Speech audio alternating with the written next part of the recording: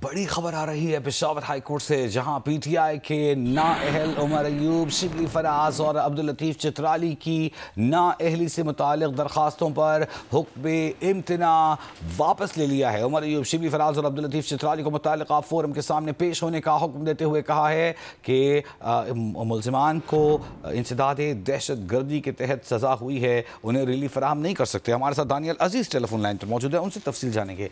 Daniel, बड़ा फैसला सामने आया है। पहले कुछ लोगों को रिलीफ दिया गया था पेशावर हाई कोर्ट की जानिब से, जिसे देखकर इंसदाद दहशतगर्दी की सजा याफ्ता दीगर मुजरिम भी वहां पर पहुंच गए थे रिलीफ लेने, और आज इनका रिलीफ भी खत्म कर दिया गया है। देखिए जी, पेशावर हाई कोर्ट में उमर अयूब, शिबली फराज, अब्दुल लतीफ़ चतराली और इस तरह जरताज गुल ने दरख्वास्तें दायर की थी और यहाँ से रिलीफ मांगने के लिए आए थे। जरताज गुल की दरख्वास्त जो है वो यहाँ पर नाकाबिल समात होने पर उसको दरख्वास्त वापस की गई थी, लेकिन जो उमर अयूब और शिबली फराज, अब्दुल लतीफ़ चतराली की दरख्वास्तें थी उस पर समात हुई और फिर उस पर अदालत ने फैसला महफूज किया था। आज जस्टिस अरशद अली ने वो महफूज फैसला सुनाया और जो दरख्वास्त गुजारान थे उनको कहा कि आप पहले मुतल्लिका जो अदालतें हैं या फोरम है वहाँ पर आप पेश हो, उसके बाद आप जो तरीक़ाकार है उसके मुताबिक वापस आकर यहाँ पर दरख्वास्तें दायर कर सकते हैं और जो मौजूदा पिटीशन है वो दोबारा आप उनके लिए दरख्वास्त दे सकते हैं कि इस पर दोबारा समाज शुरू हो। लेकिन मौजूदा सूरत हाल में आपको हम रिलीफ नहीं दे सकते क्योंकि आप मफरूर है और मफरूर जब तक मुतल्लिका फोरम के सामने पेश नहीं होंगे तो उनको यहाँ पर रिलीफ जो है नहीं मिल सकता। दानियाल, ये बताइएगा, उमर अयूब, शिबली फराज, अब्दुल लतीफ़ चित्राली का मामला तो सामने आया, जरताज गुल बाद में इल्तिवा के लिए पहुंची थी, उन्होंने शामिल किया गया था, अभी उनका भी इस फैसले में जिक्र है या उनका मामला अलग है?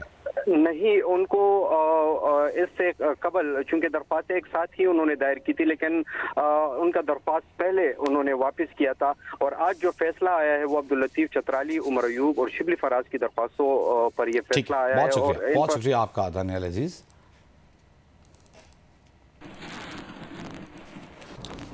चेयरमैन पीसीबी और एशियन क्रिकेट काउंसिल के सदर मोहसिन नकवी का बयान सामने आया है। कहते हैं कि भारतीय मीडिया गलत और झूठी खबरें चला रहा है। उन्होंने ना कुछ गलत किया, ना ही किसी से कोई माजरत की। भारतीय मीडिया का काम सिर्फ अपने लोगों को बेवकूफ़ बनाना है। बदकिस्मती से भारत क्रिकेट में सियासत लेकर आया, खेल की साख को मुतासर किया।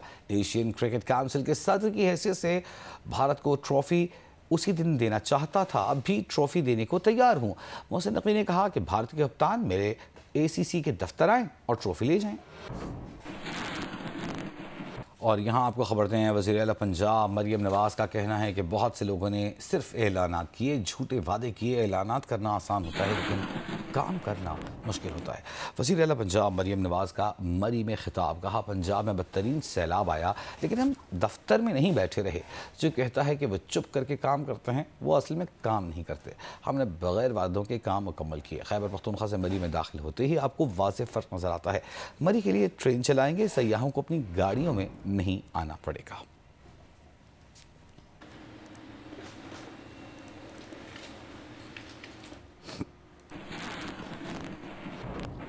गवर्नर पंजाब सरदार सलीम हैदर का कहना है कि पीपल्स पार्टी हुकूमत की इत्तेहादी जमात ज़रूर है मगर इज़्ज़त व वक़ार पर कभी समझौता नहीं करेगी। सियासत में तनकीद के भी आदाब होते हैं। पीपल्स पार्टी का मंशूर फ़ोटो सेशन नहीं बल्कि रोटी कपड़ा और मकान है। अटक के इलाके हज़रूर में पीपल्स पार्टी के जलसे से खिताब में गवर्नर पंजाब ने कहा कि लाहौर में होने वाले कम जलसे मुखालिफिन की नींदें उड़ा रहे हैं। ये तो अभी ट्रेलर है, अभी जलसों का सिलसिला थमा नहीं। पंजाब को फतह करके पीपल्स पार्टी का क़ला बनाएंगे।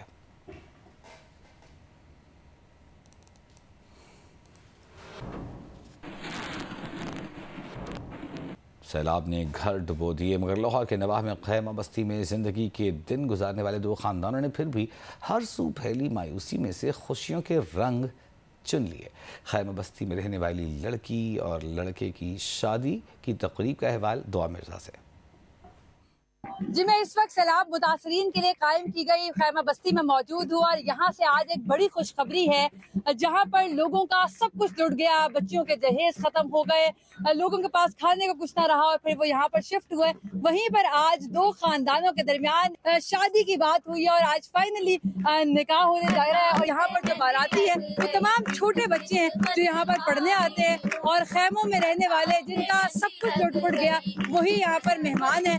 और बाकायदा एक तकरीब भी हो रही है, छोटी सी ढोलकी रखी हुई है, दुल्हन यहाँ पर बैठी हुई है, मिठाइयाँ यहाँ पर मौजूद है, चूड़ियाँ यहाँ पर पड़ी हुई है। दुल्हन की बहनें 5 बहनें हैं, वो तमाम ढोलकी बजा रही है अपनी बहन की, उसमें खालिद मौजूद है। अंकल, बहुत प्रेशर होता है, 6 बच्चियाँ फिर उनकी शादी, कैसे हुआ ये अचानक के खैमों में ही रिश्ता भी तय हो गया? असल में यहाँ पर बैठे थे खैमे, घर तो सारा जो है तबाह हो गया था सैलाब की तबाहकारी की वजह से जो है ना। तो यहाँ पर एक घर था, उन्होंने जो है ना हमारे से रिश्ते की डिमांड की कि आप हमें, आपकी 6 बेटियां हैं तो इसमें से एक बेटी का रिश्ता हमें दे दें। तो हमने फिर वो मतलब कि ये रिश्ता जो हमने उनको दे दिया। अगर घर में करते तो बहुत खुशी थी, लेकिन हमने यहाँ पर खैमा में भी बैठकर इससे भी ज्यादा खुशी महसूस कर रहे हैं। बहुत एक इमोशनल मोमेंट है, ये वालदा भी इनकी मौजूद है जो इस वक्त बहुत इमोशनल है। मैं ज्यादा तो कुछ नहीं पूछूंगी, लेकिन आंटी, बच्चियों की जब बच्चियां जवान हो जाती हैं तो बड़ा मुश्किल होता है माओं के लिए, रातों की नींदें उठ जाती हैं कि इनके रिश्ते कहाँ होंगे। और फिर ऐसे सिचुएशन में जहाँ सब कुछ ही खत्म हो गया लेकिन अल्लाह ने वसीला बनाया। खुश है, बच्ची की रजामंदी है? खुश है। आप भी खुश हो? आपसे पूछा गया था, जबरदस्ती तो नहीं? नहीं, अब्बू ने पूछा था फिर। तो ये तमाम जो बच्चे तालियां बजा रहे हैं, ये यहाँ पर सैलाब से मुतासरा कैंप में रोज पढ़ने आते हैं और ये यहीं के बाराती हैं आज जो अपनी टीचर की शादी में शरीक हैं। तो this is more than a festival और यहाँ पे बड़ी खुशी का समा है।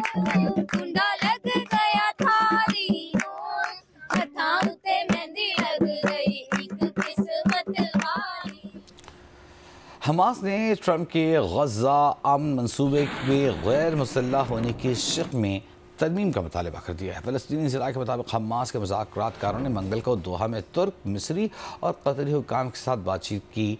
हमास कुछ शिकों में तरमीम चाहती है। अमरीकी सदर ट्रंप ने मुजव्वज़ा अमरीकी अमन मंसूबे पर हमास को जवाब के लिए 3 से 4 रोज़ का वक्त दिया था। गुज़िश्ता रोज़ अमरीकी सदर ने कहा था कि हमास ने अमन तजावीज़ मंजूर न की तो अफसोसनाक अंजाम होगा, अमन मंसूबे पर बातचीत की गुंजाइश कम है। कतर ने मुतालबा किया है कि मुजव्वज़ा अमन मंसूबे के कई निकात की वजाहत और इसराइली फ़ौज के इनखला पर मज़ीद बातचीत अभी ज़रूरी है। आज गज़ा सालिसी इजलास में मिस्र और तुर्की भी शरीक होंगे। नायब वज़ीर आज़म इसहाक़ दार भी कह चुके हैं कि ट्रंप अमन मंसूबे में हमारी तजवीज़ करदा तमाम तरामीम को शामिल नहीं किया गया। पाकिस्तान समेत 8 मुस्लिम ममालिक ने ट्रंप की कोशिशों को सराहने के साथ अपने एजेंडे को भी दोहराया है।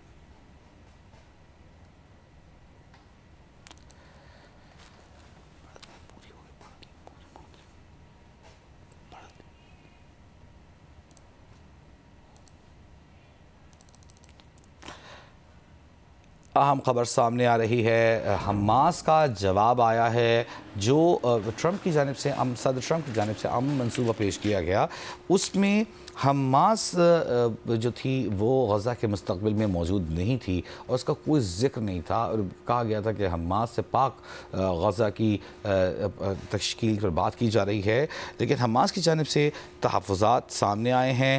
गैर मुसल्लह होने की शक में तरमीम का मुतालबा कर दिया है हमास ने। फ़लस्तीनी ज़राए के मुताबिक हमास के मुज़ाकरातकारों ने मंगल को दोहा में तुर्क, मिस्री और कतरी हुक्काम के साथ बातचीत की।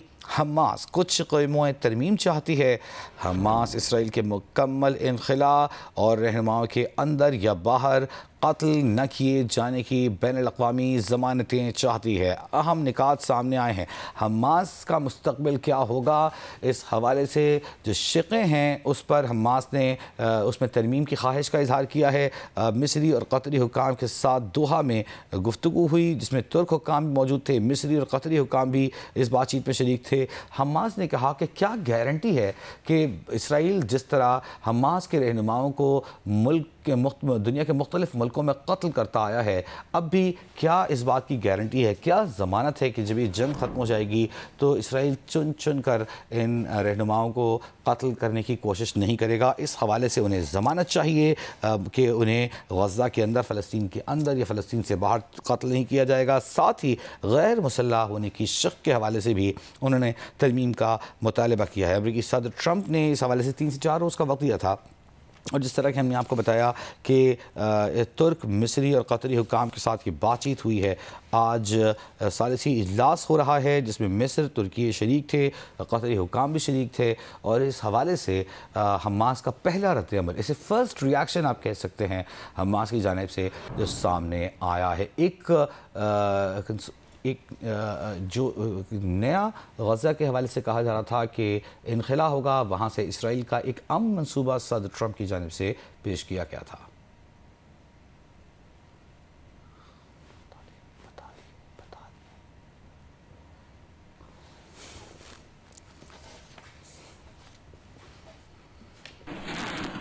इंसान की दुनिया की बात करें तो बड़ी मुख्तसर सी लेकिन बड़ी कीमती दुनिया होती है। उसकी दौलत खेत का वो छोटा सा टुकड़ा होता है जिस पर वो दिन रात मेहनत करके अपने बच्चों का पेट पालता है। मुल्तान का रिहायशी मोहम्मद लतीफ़ अपने बच्चों के पेट पालने के लिए सैलाब से बची कुची ज़मीन में दोबारा खेती बाड़ी शुरू कर रहा है। सोलेहा मलिक से तफसील जानेंगे। सोलेहा।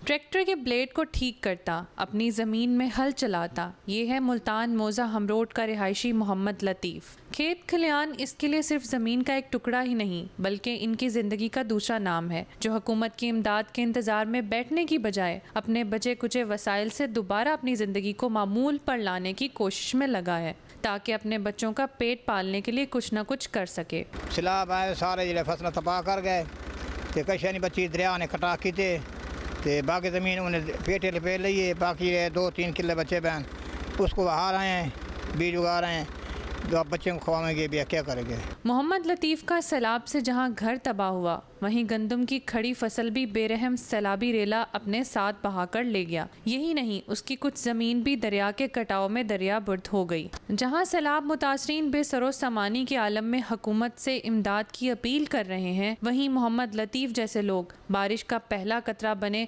अपनी मदद आपके तहत अपनी बहाली में लग गए हैं। मोहम्मद लतीफ़ जैसे कई बाहिम्मत लोग जिनका सब कुछ सैलाब अपने साथ बहा कर ले गया, लेकिन वो दोबारा से खेती बाड़ी कर रहे हैं। कैमरामैन मोहम्मद सैफ के साथ सोलेहा मलिक, जियो न्यूज़, मुल्तान। जलालपुर पीरवाला में सैलाब के बायस सखर मुल्तान मोटरवे बंद है। कमिश्नर मुल्तान का कहना है कि नूराजा भट्टा बंद टूटने से सतलुज का पानी जलालपुर की तरफ आया और पानी का निकास मोटरवे के नीचे जो रास्ते हैं उन्हीं के ज़रिए से हो सकता है। मलिक शहादत अवान, ब्यूरो चीफ मुल्तान हमारे साथ मौजूद हैं, तफसील जानेंगे। जी शहादत। जी बिल्कुल ऐसे ही है कि नूराजा भुट्टा का जो बंद है जैसे ही वो टूटा तो सतलुज का जितना भी पानी था वो जलालपुर की तरफ आया है, और जलालपुर में आके उसने जो कि चनाब का पानी पहले यहाँ पर था तो तबाही बहुत ज्यादा हुई। इसी सिलसिले में कमिश्नर मुल्तान से हमने बात की है तो उन्होंने कहा कि जो टेक्निकल एक्सपर्ट हैं उनकी कोशिश यही है कि जो मोटरवे के नीचे जो कलवर्ट्स हैं, जो रास्ते हैं, उनको अगर हम बंद करने की कोशिश कर रहे हैं, उनके बंद होने से ये होगा कि जो सतलुज का पानी चनाब में मिक्स हो रहा है और जलालपुर की तरफ आ रहा है वो आना बंद हो जाएगा और वो अपने रास्ते से हो जाएगा, और चनाब का पानी अपने सिंध वाले रास्ते से जाके उसमें खत्म हो जाएगा। तो उसके लिए एक बड़ी ब्रीच जो 1200 फुट की है उसमें पानी की मिकदार ज्यादा है, तो ये बाकी जो है 30 फुट 40 फुट की हैं उनको जो है मुकम्मल करने की कोशिश की जा रही है। एक बड़ा रिंग बनाया जा रहा है इसके नीचे ताकि जितनी भी ये ब्रीच हुई हैं, जितने भी कलवर्ट्स इसके बने हुए हैं, रास्ते बने हुए हैं, उनको बंद कर दिया जाएगा ताकि ये जो एक बहुत दिनों से जलालपुर की बहुत सारी बस्तियों के अंदर तकरीबन 25-30 दिनों से पानी खड़ा हुआ है और 5-6 फुट पानी खड़ा है, उसको निकालने का एक वाहिद रास्ता यही नजर आ रहा है। इसके अलावा कोई उनको समझ नहीं आ रही कि इसको किस तरह से बंद किया जाए। वैसे सतलुज का जो पानी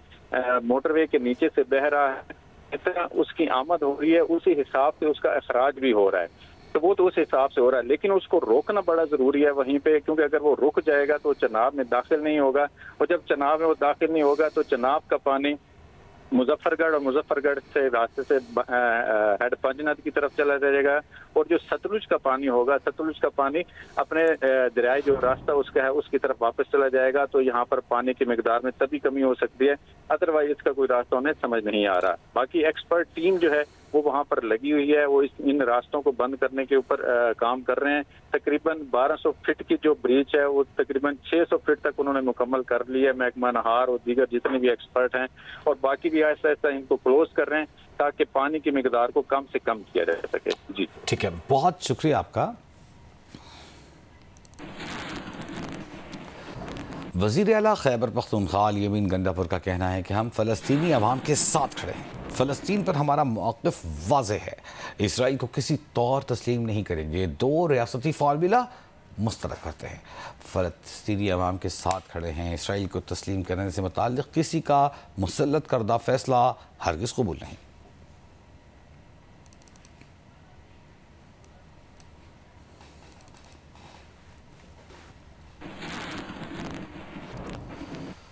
भारत ने एशिया कप में जो सियासत फैलाई वो फैलाई। अब भारत का आईसीसी वुमेन वर्ल्ड कप को भी सियासत ज़दा करने का मंसूबा सामने आया है।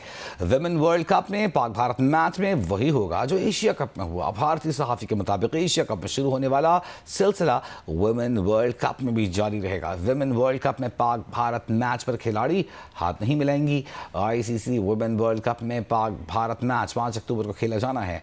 इस पर तफसील जानेंगे नुमाइंदा जी न्यूज़ फैसान लखानी से, लेकिन उनसे रब्ता होगा उस हवाले से हम तफसील आपको बताएं कि ये सिलसिला शुरू हुआ था एशिया कप में, बल्कि ये सिलसिला अगर कहा जाए तो शुरू हुआ था मारिका हक़ से, ऑपरेशन बनियान मरसूस से, जहां भारत को हज़ीमत का सामना करना पड़ा और इस शिकस्त का जब खिफ़त उसकी उठानी पड़ रही है तो वो मैदान में सियासत लाकर उसका बदला लेने की कोशिश कर रहा है।